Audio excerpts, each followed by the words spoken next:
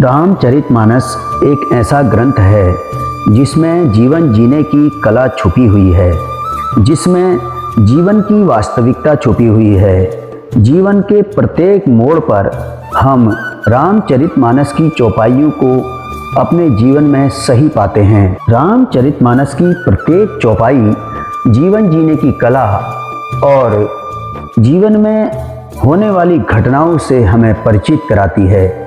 आज हम यहाँ पर श्री रामचरितमानस के वर्षाकाल वर्णन में कही गई चौपाइयों को अर्थ सहित सुनेंगे, जिसमें जीवन के बारे में और जीवन के प्रत्येक क्षेत्र से जुड़ी हुई घटनाएं मौजूद हैं।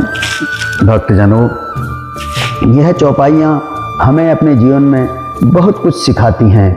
भगवान श्री राम अपने अनुज लक्ष्मण को वर्षा काल के विषय में बहुत सारी ऐसी बातें बता रहे हैं जो कि जीवन की वास्तविकताओं पर बिल्कुल खरी उतरती हैं। तो आइए शुरू करते हैं इन चौपाइयों को।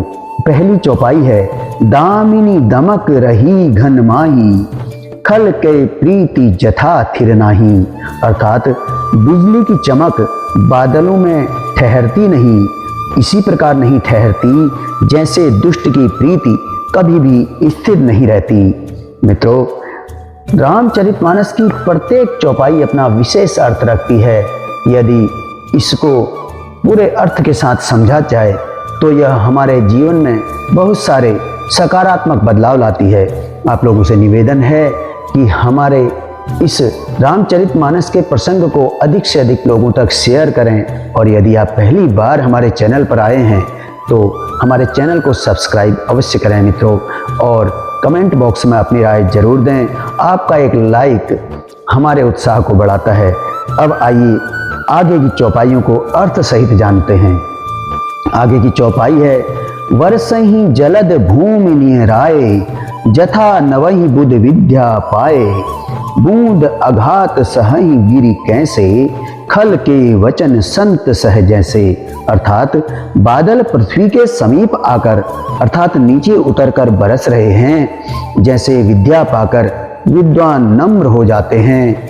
बूंदों की चोट पर्वत कैसे सहते हैं, जैसे दुष्टों के वचन को संत लोग सह जाते हैं। मित्रों, बहुत ही सुंदर प्रसंग है। अब अगली चौपाई सुनते हैं। क्षुद्र नदी भरी चली तुराई, जस थो रेव धन खल इतराई। भूमि परत भा ढाबर पानी, जन जीवई माया लपटानी। छोटी छोटी नदियां भरकर किनारों को तोड़ती हुई चली, जैसे थोड़े धन से दुष्ट लोग इतरा जाते हैं।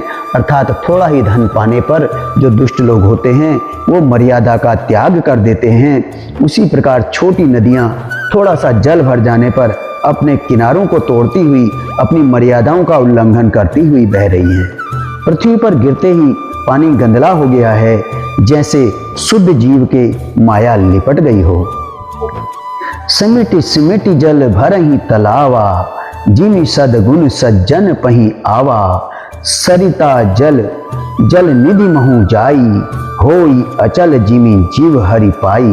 अर्थात जल एकत्र होकर तालाबों में भर रहा है, जैसे सद्गुण एक एक कर सज्जनों के पास चले आते हैं। नदी का जल समुद्र में जाकर वैसे ही स्थिर हो जाता है, जैसे जीव ईश्वर के निकट पहुंचकर संसार में बार बार आने से मुक्त होकर स्थिर हो जाता है। आगे का दोहा है हरित भूमि तृण संकुल, समुझि परहि नहीं पंथ। जिमि पाखंड बादते, गुप्त होई सद ग्रंथ। अर्थात पृथ्वी घास से परिपूर्ण होकर हरी हो गई है, जिससे रास्ते समझ नहीं पड़ते, जैसे पाखंड मत के प्रचार से सद ग्रंथ लुप्त अर्थात गुप्त हो जाते हैं। अब आइए आपको सुनाते हैं श्री रामचरितमानस के उत्तरकांड में राम राज्य का वर्णन अच्छे स्वराज्य की संकल्पना स्पष्ट करता है। मित्रों, उसमें चौपाई है राम राज बैठे त्रैलोका, हर्षित भय गए सब शोका। बयरुन कर काहू सन कोई, राम प्रताप विषमता खोई। अर्थात श्री रामचंद्र जी के राज्य पर प्रतिष्ठित होने से तीनों लोक हर्षित हो गए। उनके सारे शोक जाते रहे। कोई किसी से वैर नहीं करता। श्री रामचंद्र जी के प्रताप से सबकी विषमता अर्थात आंतरिक भेदभाव मिट गए। वर्णाश्रम निज निज धर्म निरत वेद पथ लोग, चलहि सदा पावहि सुखहि नहीं भय शोक न रोग। अर्थात सब लोग अपने अपने वर्ण और आश्रम के अनुकूल धर्म में तत्पर हुए सदा वेद मार्ग पर चलते हैं और सुख पाते हैं। उन्हें न किसी बात का भय है, न शोक है, न कोई रोग ही सताता है। आगे की चौपाई देखिए मित्रों। दैहिक दैविक भौतिक तापा, राम राज नहीं काहू ही व्यापा, सब नर करहि परस्पर प्रीति, चलहि स्वधर्म निरत श्रुति नीति। अर्थात राम राज्य में दैहिक दैविक और भौतिक ताप किसी को नहीं व्यापते। सब मनुष्य परस्पर प्रेम करते हैं और वेदों में बताई हुई नीति अर्थात मर्यादा में तत्पर रहकर अपने अपने धर्म का पालन करते हैं। मित्रों, आप सुन रहे हैं रामचरितमानस की चौपाइयां अर्थ सहित।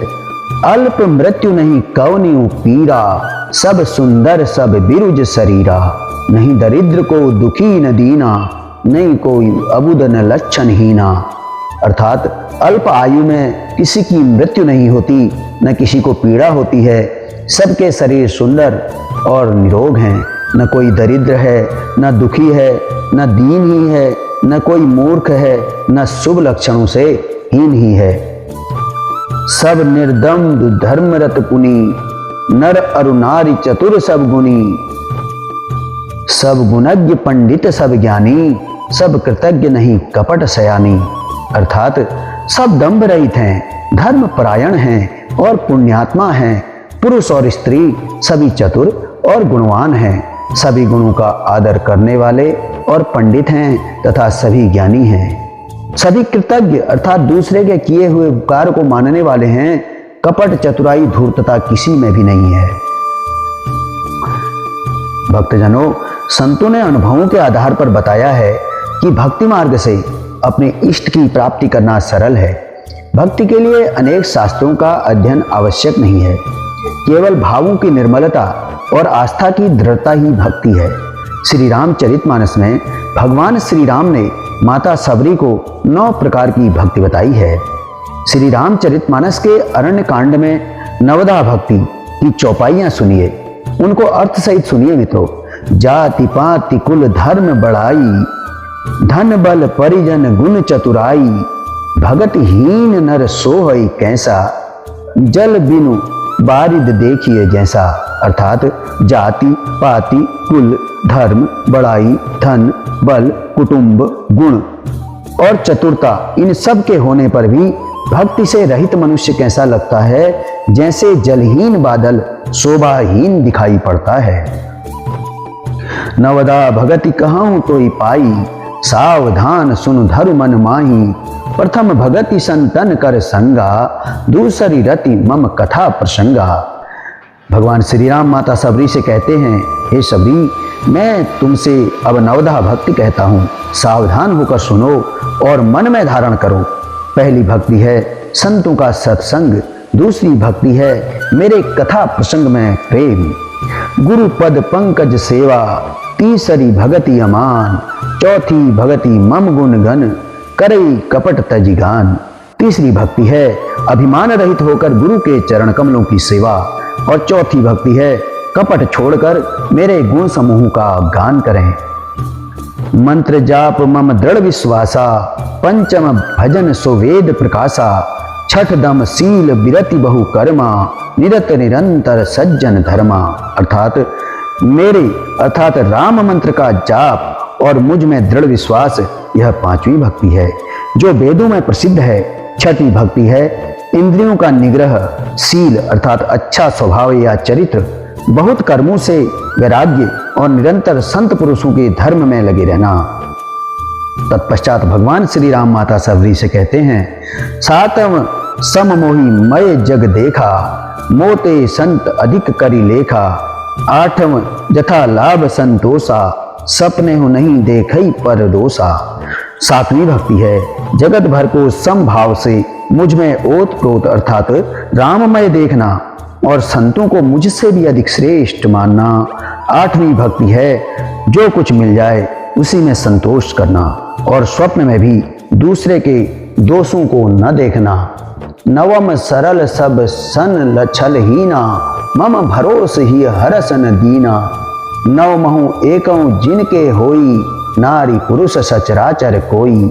सोई अतिशय प्रिय भामिनी मोरे सकल प्रकार भक्ति दृढ़ तोरे। भगवान श्री राम कहते हैं 9वीं भक्ति है सरलता और सबके साथ कपट रहित बर्ताव करना, हृदय में मेरा भरोसा रखना और किसी भी अवस्था में हर्ष और दैन्य का न होना।